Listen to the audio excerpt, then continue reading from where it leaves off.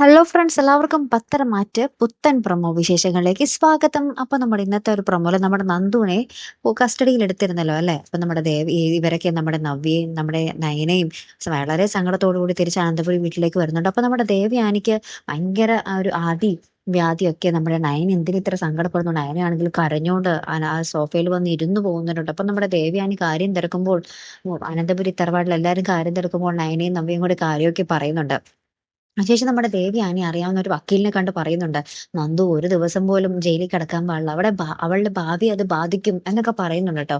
അതിന് പിന്നാലെ നമ്മുടെ ആദർശും ആരൊക്കെയോ കൂട്ടിക്കൊണ്ട് പോയി നയനയുമായിട്ട് നമ്മുടെ ജയിലിൽ ചെന്ന് നമ്മുടെ നന്ദുവിനെ പുറത്തിറക്കുന്ന ഒരു നിമിഷങ്ങൾ തന്നെയായിട്ട് കൂട്ടുകാരൻ നമുക്ക് കാണുവാൻ സാധിക്കുന്ന കാഴ്ച.